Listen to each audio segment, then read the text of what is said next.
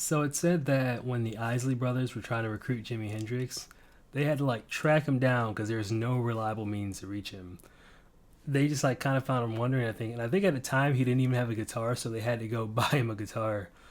And I'm playing my Stratocaster in E flat, so it's fitting because that's how he played. And that was kind of one of my biggest inspirations for getting a Stratocaster as a poor boy who always said I hated Strats because I could never afford one. But that's for another time. Anyway, that story doesn't have anything to do with Jimmy's authenticity, but he's like the guitarist's favorite guitar player because he's just so authentic. Like, it's clear to anyone who's ever picked up an instrument that Jimi Hendrix was a guy who just wanted to play the guitar and do nothing else, and that just ended up making him one of the best, well, making him the best guitarist of all time. And the reason I bring this up is because, ironically, even though I love everything about Jimmy, because you can tell by any of his songs, he just wanted to just like jam out. It didn't really matter the songwriting process to him. And like that's what I love to do too, but I'm so scared to be myself because I'm like, there's no room in this space for authenticity. Who wants to hear me yap about things I like in my experience? But you guys have responded pretty well to it, so I thank you. And I've like been loving the comments that I've been getting so far, loving talking to you guys. So my favorite song from Jimi Hendrix is on his project Band of Gypsies, and it just has a simple melody like this. And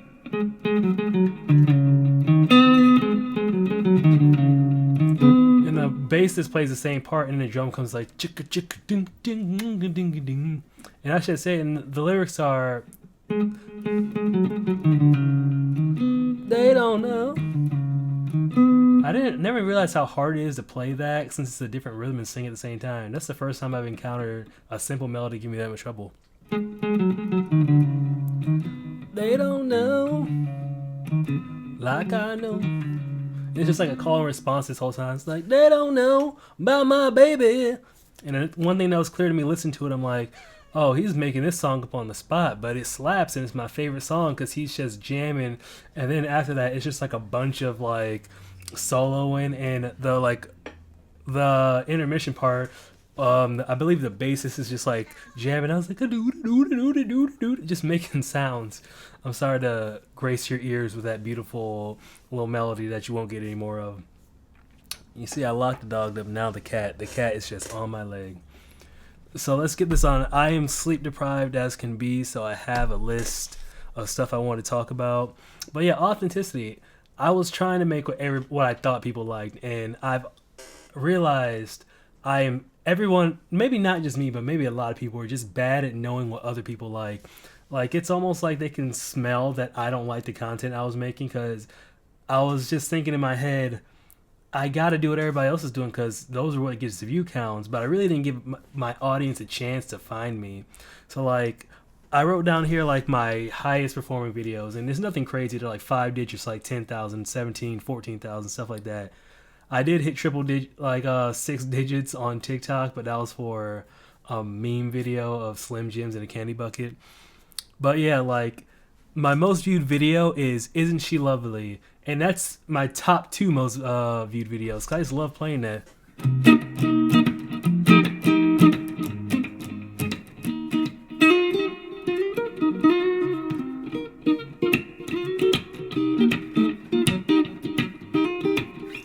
But yeah, and the strange part about that is the video that got the most views, I actually cut the first part off because I was singing along with it, and one of my friends like, well, he's no longer a friend. He wasn't really a friend. He was just a guy from the scene. And he's like, yo, you're going to damage your voice singing like that. So I'm like, oh, maybe he's right. That's embarrassing. Let me take this down because I don't like my voice. So, like, I just re-uploaded the part of me just, like, playing a solo, like, playing the chords and comping at the same time. I can't do it as well now because I haven't played in forever. But, like, the video immediately took off, and I just, like, remember opening Instagram the next day, like, yo, what the heck? People liked it. Like, I thought I was the only one who liked my version of it, because in my head, if I play a song I really like, everybody's already heard it a million times, so they don't want to hear me play it, which I was wrong about. And then, like, another one in Super Mario. Well, that one kind of slaps.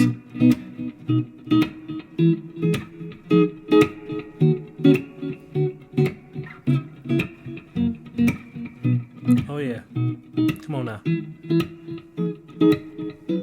This is Bomb on Battlefield, the 8-bit big band version. And then like the chorus part is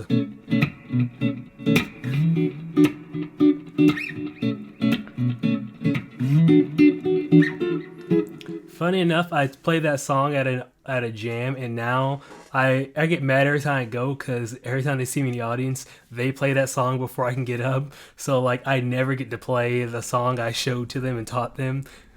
I feel like they do that just to get on my nerves, but it is hilarious. Every time I'm there, I'm so mad, but it's so funny. And then like the last one's Ain't No Sunshine, which since I played at every open mic I ever went to because I thought it was the easiest because I couldn't play and sing at the same time, I was like, nobody wants to hear me that. But I just had a video that said, hey, yo, come vibe me for a second. I don't even sing it. I'm just like...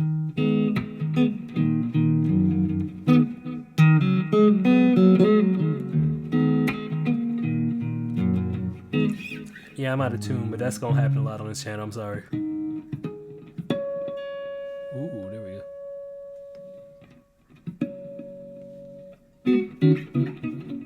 go. Close enough. But yeah, and like... the videos, when I write down on paper the things I'm good at, it's teaching and guitar. And I always feel like no one just wants to hear me teach guitar because I'm like, no, but I have no subscribers. Right now I was writing this, I think at like 245. I'm so excited to almost reach 250 because I just broke 100 back in December. And 250 people for a boy like me who grew up in a country area with no one but just dogs around me. Like... that's amazing that this many people would like hearing some goofy boy yap this long. But that's besides the point. But like my other like videos were like me just like teaching chords like T. I can't read my own handwriting for that one. That one either. But the flat 6, that was like 1, 2, 3, 4, 5. Yeah, there we go. Just the context to use that. And just like little tricks I learned as I learned them. And I was like, I just learned this, so everybody probably already knows it because I'm late to the guitar game. But people were like, oh, I love that trick. Or like a major third video I just made. Like if you go down from the 4 and then turn that 3 into a major, get that little funky taste. And like I've been seeing just videos like this. I'm like, who would want to hear some nerd talk? But I'm glad that I can provide something to people. So like now these videos are also a lot easier to make. Yeah, it's just me yapping. I don't really have a script, but like I can just like say my thoughts, and I feel like all my friends I know just have heard me just go on about something I'm learning or talk about. And they're my friends because they're the only people who are able to still stay there and keep a smile while I'm going on a 30-minute conversation about how we're just not really here. We're a bunch of particles with more space than actual physical mass, but we can't pass through just because these... let's not get into that. But yeah, so what else do I got on here? I also... to be fully transparent, on my notes, I didn't like write down a script. I just wrote a bunch of stuff. I'm like, oh yeah, I like to talk about that. So forgive me for reading. I'm trying to make this a little bit cohesive, just so I can get on and get off. As much as I'm sure you love 15-minute videos, probably not. But here I am. But yeah, inauthenticity. I've always felt like what I have to say isn't as valid, but I don't want to make anything else besides just goofy little songs. Like I always post like a caption and meme about it, like this goofy little song right here, or yeah, I just made this silly little thing, like downplaying it, because even though I really like, I'm like, this is gonna sound so goofy to everybody. But my favorite Childish Gambino song, aka Donald Glover, is off his album. It's like numbers like 3928 or something with like 21 Savage, and like it sounds like he's just improvising on that album, and I love it. And it's so goofy, like the beat is goofy too. And I'm like, oh, he can do that because he's Donald Glover. I can't do that, even though that's the art I really want to make. And that's stupid, because why am I waiting for someone else's permission? I'm thinking if I don't make my videos general enough and like close enough to what everybody wants, I'm not going to reach that mass audience. But I don't want those people here. I don't want the everyday scroller on my page. It's not something I want. I want people who actually like the content I'm putting out, and that's like goes with the 1,000 true fans theory, which I've been reading a lot recently. And everybody for the content I've been like consuming is like 1,000 true fans, 1,000 true fans, 1,000 true fans, and I'm like, yeah, I get it, I get it. I don't want all those people. I don't want people coming to my house. I'd rather just have a bunch of people who like the stuff I make, and it's really hard for me because I don't like charging for art. Like I worked for a podcast company where I made music for them, and a director had to like, she was like pulling her hair out. She's like, tell me how much money you want. Tell me how much. And I wanted like $50, but I told her I was gonna charge her like 20, but I said like 35. She spends me $175, and she's like, this track you gave me, even though you can claim it's not mixed or mastered, it's beautiful. This is amazing art, and there's people doing a way worse job than you for 10 times the money, and you're devaluating not only yourself but other artists in the genre by undercharging. And I was just sitting there like, darn, I need to hear that. And like I'm still working on liking my voice. I try to sing as passionately as I can whenever I'm on a mic now. But I was at the same open mic that I started at. There's this guy from New Jersey, keyboard player named JJ, and talented, not talented, hardworking, great guy, funny, like the self-sabotaging funny. And I was like, hey, self-sabotaging just like me, like not self-deprecating, that's it, not sabotaging. And like he's like, that was an amazing performance, and I'm like, thanks. It'd be even better if my voice wasn't so bad.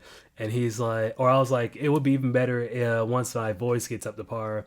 And he's out there smoking a cigarette, and this is a guy who like needed cigarettes a bunch, and he just like went back. He like looked at me and said, you don't give yourself enough credit, and I hate that. And then he walks inside and just puts out a cigarette, and I'm like, oh, I needed that. I needed that because I've been destroying every compliment anybody gives me. And that self-sabotage, like it came from everybody saying you need to be humble, which is my last video I made. And like I had to think for a second, because I'm like, I'm not even letting people make up their mind. I'm already telling them that I'm not worth looking into before they can even have their own opinion. I'm not giving people enough credit. Like I can only imagine all the people who've given me a compliment and I've just either not accepted it or backhand slapped it away. Like people at a bar who they like come to me, apologize for being drunk or something, or they just be just normal people and like look man, I love that thing you did tonight. And I just like either shrug or smile awkwardly and say thanks and shrug. Eventually I learned how to just say thank you. But I'd be like, I'd find some reason to talk about somebody else who was better or that. And that's not a great conversation to be having with people who really want to tell you how much they appreciate your art. And like on a subject of not charging, like even my guitar students, they all came from the like people just coming up to me and having to like, hey, I want lessons, I want you to teach me. And I'd be like, oh, okay. And that's not even everybody. I've had people come up to me and like basically do most of the work of like hiring me, but I just like didn't close the gate because I'm like, oh, I don't want to charge these people. I charge $50 an hour. I don't even know if they want to pay that. And like they were basically like, oh, my son would love to take the lessons with you. Is it okay if and like is there a time set work for you? And I'm like, yes. And kind of like I think I like kind of shrugged them off with my awkward energy of not wanting to charge. But I'm getting better. I'm practicing it. I promise. I'm not devaluing myself anymore. I'm actually like trying to move towards that space of just living off my music full time. Because as I've said in another video, also things were starting to go really well before I took my full-time pre-K teaching position, and I actually took a pay cut going to be a pre-K teacher because I'm like, it's safety. What if the success I'm having is just short-lived, not really going to be sustainable? Even though I was getting great sign, like opportunities were popping up out of the woodwork, like something out of a hero's journey story, and I was like, I could always do both. And then I tried to do both, burnt out, stopped taking pictures, even though like I like grinded taking pictures, got good at it really quickly. People were loving my photos. People were hiring me left and right. I'm actually being hired on the at the pre-K job I work at right now because they're like, look, our photographer bailed and we've seen your pictures. We want you to come do this. And like in my brain, I get the information of like, I do believe I'm worthy. I'm just trying to find a disconnect now, just having to say it to myself over and over to block out all those bad habits of putting myself down and like really believing in myself. Like inauthenticity will kill your soul because like it's crazy listening to like either forcing yourself to be humble or like listening to people talk about your skill when you're really thinking, I don't think this guy knows what I really got here. Like in my head, I've always felt like, oh yeah, I got something right here. When I started getting good at guitar, I'm like, I really got something going for me. Sorry.